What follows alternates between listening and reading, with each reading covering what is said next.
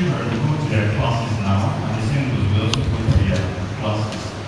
And Sunday school teachers,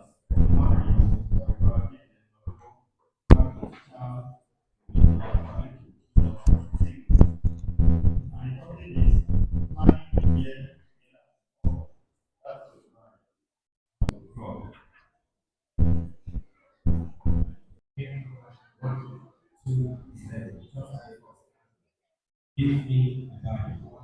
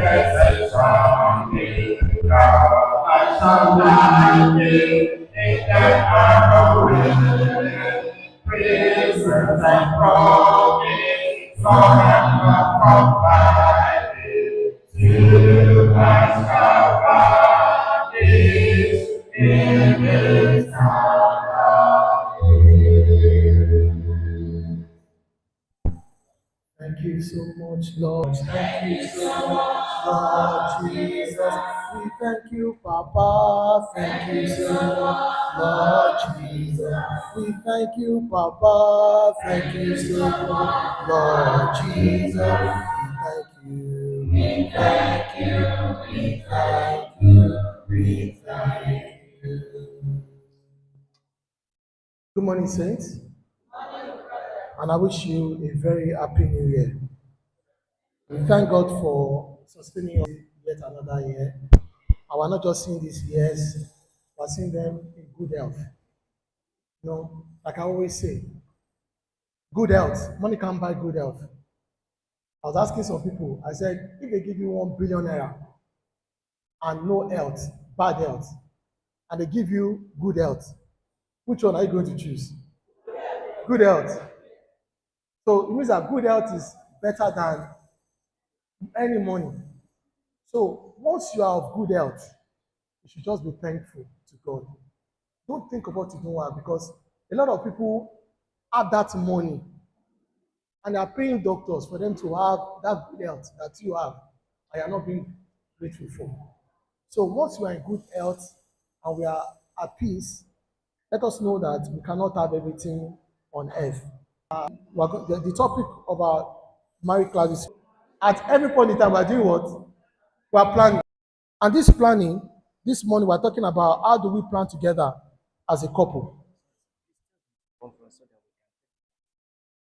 Okay, please, they're asking that the chairs at the back, that people that sit at the back should please move forward. They need the chairs for downstairs. And they won't want to move chairs in front. So please, we appeal. People that sit at the back should please move forward. They need the chairs for the singles downstairs. Thank you for your cooperation. So he who plans to fail, he who fails to plan is planning to fail. So planning together as a couple goes beyond just filling the calendar. It's about building unity. It's about having clarity and having a shared purpose. Intentional planning brings direction, stability, and peace. When we don't plan together, husband and wife, they are not in harmony as to what are we doing this year. So the direction is not clear. Husband is going this way, wife is going this way. Husband is saying that we need to save money. Husband is saying that this is what I want us to do. Wife is saying, because there will be tension in the house and there's no peace. There always been fight. I've always told people that I don't believe. Some people say, woman, that will know that although we have 1 million naira, house rent is due next month and it's 2 million naira, and she will say she wants to come and buy Ashwebi from that 1 million naira. I've never seen a woman like that. And if I see a woman like that, we look at key areas that couple must agree. They must plan together. We look at how do we do this planning. Then we look at conclusion and call to action. So we start with number one. What does planning together mean? Of course, when we say planning, planning means you come together and put your thoughts down. And in your thoughts, you are going to say, why am I doing this? How am I going to do this? And what are the things that I'm going to need to do this thing? What are the timeline? What are the resources that I need? That is planning. Let us read Proverbs 16, verse 3. Can somebody help us read Proverbs 16, 3? Proverbs 16, 3. Yes. Go ahead, bro. Go ahead. Commit your what? Can two work together except they agree? So husband and wife cannot work together except they agree, right? So, and that's where planning comes in. And when we talk about planning, please, can you move to the next slide? Okay. So when we talk, the wife will think that, you want to know how much I'm earning, so I can be controlling me. Or when wife say, my husband, how much are you earning? Because a lot of us, we don't know how much our spouses earn. Me, they increase my salary December. As they increase my salary, they pay me salary. Do you know who I first sent it to? I sent it to my wife. I said, thank God, the salary has been increased. So there's nothing hidden about it. But some people will say, don't show, because they think they want to control. So it's not about control, it's about collaboration. And the reason why all of us think that way is because we are not working together. When we are working together, when we see ourselves as a team, as partners, that we are trying to achieve the same planning needs. It's about intentionally discussing our goals and priorities as a couple. Our goals and priorities as a couple. At the start of the year, couples must have goals. Family goals, which I will talk about those areas that we must have. Of marriage. The synergy that comes with marriage, because we are not working together. Family, we can't just start our year and live like, well, I don't care. And I tell people that live their life like as it comes to them, they don't achieve much in life. People that achieve much in life are people that take life and make it what they want to be by being purposeful, by being intentional about planning. It's about making important decisions about areas of our life.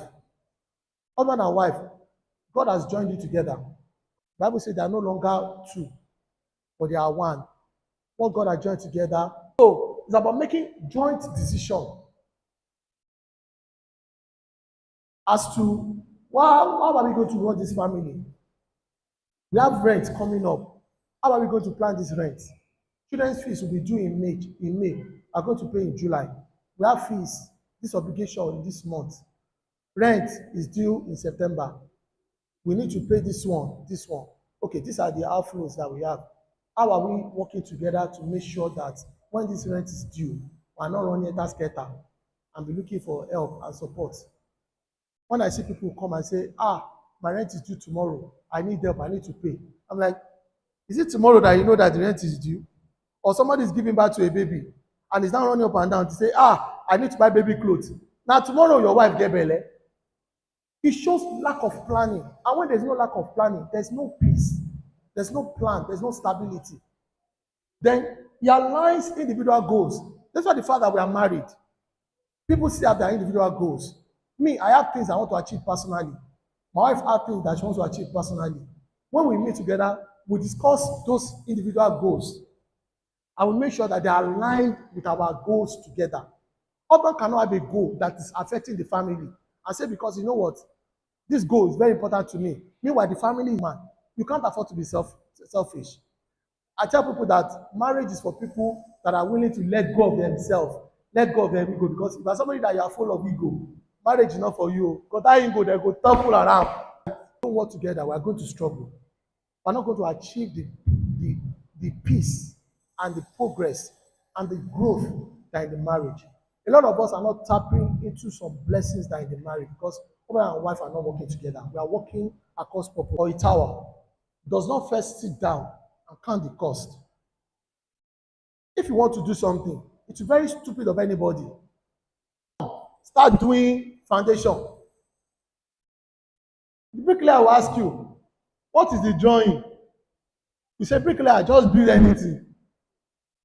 Have you seen any project that works that way? Then you now say, okay, this is the plan. Bible tells us that plan fails for the lack of counsel. Planning is very, very important. Anybody that does not plan is going to fail. Couples need to plan together because it brings unity. We don't need, when you plan together and you have agreed on some things, there's clarity, there's unity of vision. So there will be less conflict because we all know what we are doing. So we don't need to disagree over anything. There will be less conflict.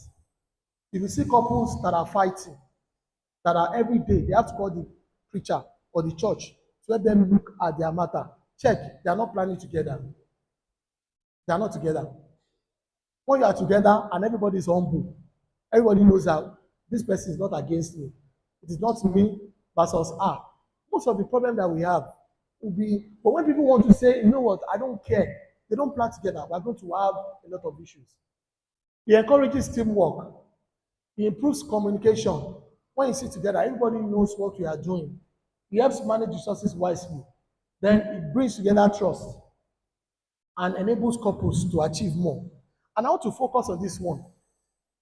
Enables couples to achieve more. Do you know that if husband and wife, when they decide to do things together, they will achieve 10 times of what they will achieve when they work together? I tell people, let me give an illustration. I tell people that one of the ways to build wealth is by investing. Hello? One of the ways to build wealth is by investing. And when I say wealth, I'm talking about you sleep and you wake up. As you're sleeping. So you cannot be wealthy if you want to do it alone. You and your wife must come together. And wealthy comes from, first of all, you want to buy land. You know, if you want to buy land, you are investing in land. I always tell people that buying land is better than putting your money in fixed deposit. Because a land that you buy today at 1 million naira, if you want to sell it in 5 years, maybe it's 10 million naira. I like land, I remember 90 million and it was empty, 100 million. Today, that same land is being sold by 850 million. Property, you leave it there. And you come back and maybe you now need to do something. That's what my dad used to do. My dad will invest in land. And when he needs to, just go and sell and the land has multiplied. But you can imagine if you can, is it easy for somebody alone to bring money down and say, I want to buy land? It's not easy. Husband and wife must come together and invest in that and say, and be disciplined and say, this is what we are doing. But when everybody is saying, I don't care, you just be living. You will not even think of, oh, how do we build wealth? How do we build something in the next 20 years? That when we grow up in 20 years, we have money that we don't even need to depend on our children to eat because all of this investment that we've done, we can easily go and liquidate them and be okay. But when you're not working together, when you're working across purpose, you will not even think about all of that because wife is just like, it's my life. Husband, it's my life. No common goal. So, what are the areas that we need to sit together and agree on? So for this lesson, I put together 7 areas. No, 6 areas. 6 areas. Number 1 is relationship and family. Can we say it? Sit down. I was telling some people some weeks ago, I said, the difference, one of the reasons, wife. So when the husband gets home, the wife does not see a wife. When the husband gets home, the husband does not see a wife. The husband sees a mother. Because most women, once they are married and they give birth to children, we don't sit down to say, you know what, let the children also be there for your husband. Not every time I say, my children, my children, my children, no. So that means you are no longer a wife, but you are a mother too. A man is also a husband, not only a father. And that relationship between husband and wife must be tied to the way he's behaving. Because at times, mothers, they've turned me, any strategy that we're using for this child. This child is doing this thing. How do we address this child? Is it me? Is it that me? I will fit the strategy that we have for these children. Family tradition. Okay, we need to travel. This thing is happening to our family. Another thing that we need to talk about when we sit down is money. We must plan together. And planning about money is about, okay, what are the expenses that we have this year? What are the major budget expenses that we have this year? We're paying children's school fees. And say, this rent that we have, how are we going to save towards it? How are we going to ensure that it's not that time that we'll be running up and down? The up and down will not start earning. You form a budget. Nigeria expenditure. They will tell you that this is the loan, this is this. But family, we do what do they call that thing? We do free run, free tire as we wish. It can't be. We can't achieve progress. So we put together our revenue. If you have this excess money, my wife, we have not invested. How much do we even have as a family? How much do we have as a family? Don't you think it's time we buy land? Okay, our expenses is much. This year, how do we manage our expenses so that we will reach? Is it that we will now reduce what we are eating? How do we make sure that this money is enough for us? My husband, I think you spend too much money. We know we are owing you. We have looked at our cash flow. We have promised today that we are going to pay you 100,000 naira at the end of every month. But this 100,000 naira is different. Money without a plan is not the Bible. Money without a plan is like water in a leaking bucket. When you have money and you don't plan it, but you won't know what you want to do with it. So Proverbs chapter 13, verse 11, Proverbs 21, verse 5, Luke 16, verse 10, butresses all the points I'm trying to make. As husband and wife, but that is possible because we've had that conversation. And she has promised that, okay, this year, anytime I'm writing exam, I will tell her, say, this year, please, I want to write books to you. Health and well-being. Our health, how do we plan together to make sure? I'm sure husband and wife, they have different issues around health or well-being, well-being of the family, health, wealth, rest. Not about a regular maintenance. If machine needs regular maintenance, man too need regular maintenance. So we must sit together to say, okay, if the wife has an health issue or the husband has an health issue, whatever it is, we must sit together and say, how do we make sure that we live healthy, good children class? But we cannot depend on that children class alone. Husband and on that children class alone. Husband and wife must sit down and say, how do we plan as we? And tell me, Daddy, this is what happened. And I will trust you. And I don't want you to tell me, Daddy, this is what happened. And I'm here for service.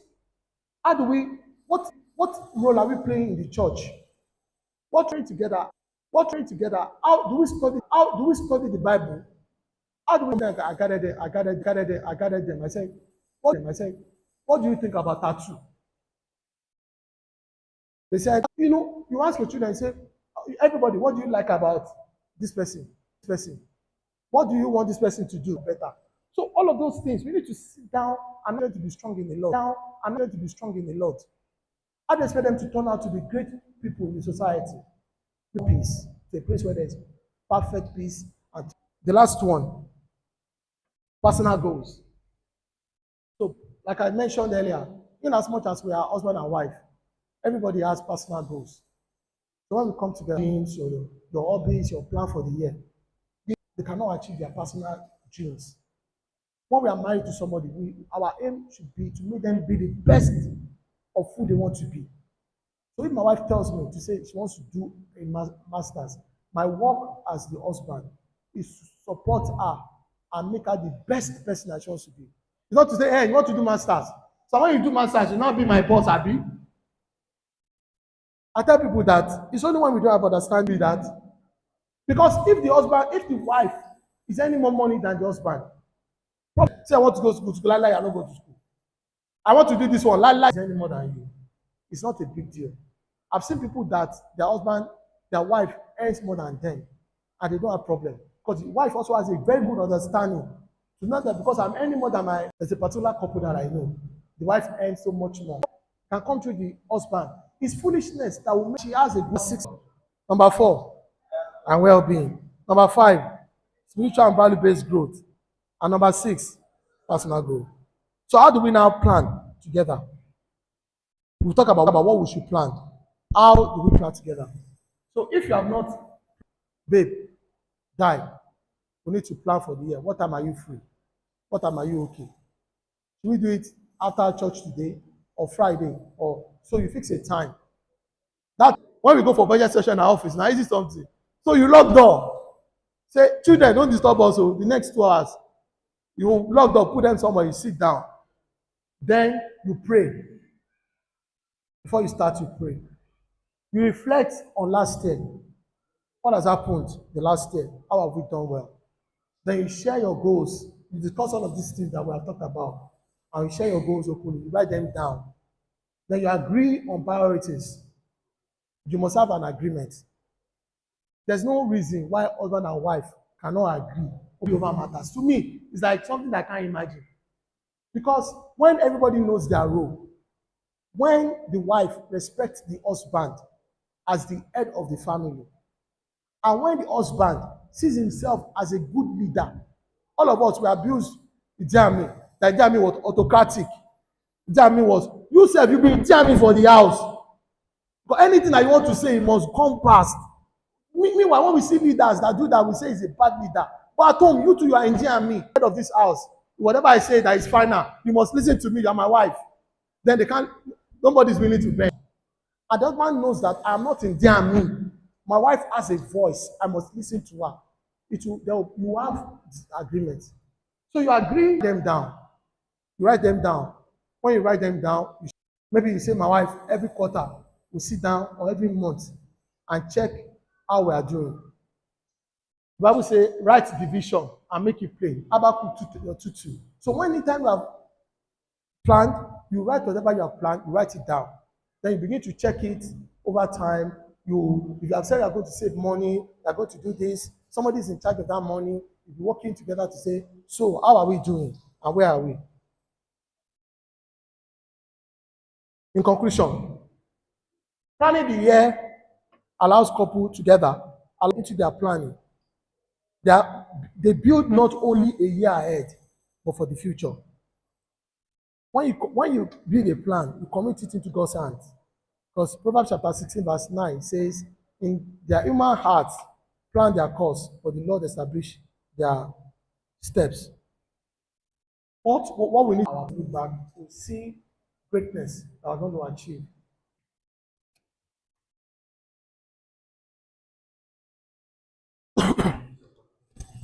Thank our for giving us a good teaching and planning. Of course, 2 weeks this year, we all have plans, isn't it? But if you don't have plan, me, I have plan. Plan I have to review this big topic this year. David is working on his own. We have our plan, but the question I want to ask is, can we plan and the plan fails? Is it possible? I don't answer it. What are the things that can make the plan fail? That is if we do not abide with all what he has taught us. However, Is it possible to plan, abide with this, all these instructions, and the plan still fails? Is it possible? Hello? Is it possible to abide with all this and the plan fails? No. Okay, if you believe it is no, raise up your hand. Okay, that means that if we abide with all this, the plan cannot fail, right? If you believe that we can abide, when he started his teaching, he quoted Proverbs chapter 16, verse 3, right? Which says, commit thy works unto the Lord, and thy thoughts shall be established. God, fair. Do you agree with me? And life is not meant to be fair. Take that. It's not meant to be fair. And that is why we need God in our life. We need God to set our path straight. And he mentioned something about money without a plan. It's like water in a leaking bucket. Of course, we must make plan. We have plan about 5 things. If you don't achieve all, isn't it? If you don't achieve all the plan, please answer. But if you can achieve 4 out of 5, it's still good, right? If you can achieve 3 out of 5, it's still good. Or if you don't plan at all, it's even the worst. However, planning in marriage involves discipline. Because if you are not disciplined, you won't even be able to achieve those plans that you have for yourself. That is why when you plan of so many other things that can crop in. And also, when we are planning, let's try and guard against risk. Every plan involves risk. Guard against, and also, it's important as we move into the new year to work on our health. Health and well-being. He mentioned health and well-being. Without good health, you cannot even achieve your plans. Because you need good health to achieve the plans. So as we move into the new year, let's work on our health. Because what I noticed is that people don't even do checkup. You see people, I have a colleague at work about 1 week ago. He just brought the mother very early in the morning to the hospital. They said they tried to wake the mother up in the morning. So it's important for us to take care of our health. And as we move forward, I believe God will help us in Jesus' name. So we want to invite somebody once again. If you have any questions, please bring it forward. Perhaps you can answer the question. While we move on.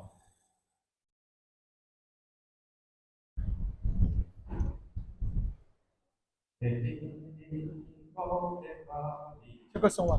Ṣé question wà? Okay, Why they prepare? Jesus, the lily of the valley, Lord is the right time for this time. Jesus, the lily of the valley, Jesus, the lily of the valley, Jesus, the lily of the valley. Is the right time for this time. He's the Alpha and Omega.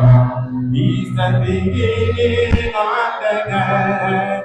He will save you from your troubles. He's the right time for this time. Jesus, the lily of the valley. Jesus, the lily of the valley. Jesus, the lily of the valley. Is the right time for this time. Jesus, the lily of the valley. The lily of the valley.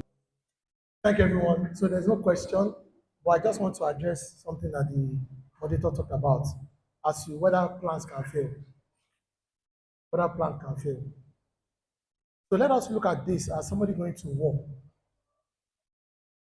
Look at maybe when US, just go to Venezuela and anything you see, just make sure that the person as thought, yes, something can happen. But is it possible that we will not also have plan B? To say if this thing does not work, this is what we'll do. So that's why people talk about having plan A, plan B, plan C. This is the initial plan. If it does not work, this is the fallback plan. You say, you know what, because the plan can fail, I will not have a plan. In fact, you will not even get to the work. You meet traffic. What do? You refigure again, you plan. So planning is continuous. It doesn't mean that because you have planned 1 year at the start of the year, that is how it has to be. So when you come and review it, you change your strategy and we go again and we keep planning. If this one doesn't work, we'll go this one again. I won't say because I planned this one, it doesn't work, then I stop planning. That means I've given up. Strategize again, and we plan again, and we move on. And that's Thank you very much for the teaching. So we've had a teaching today, and we are all getting something from the life of God. And I pray as we move on this year, the Lord will bless us in Jesus' name. We shall continue in today's worship.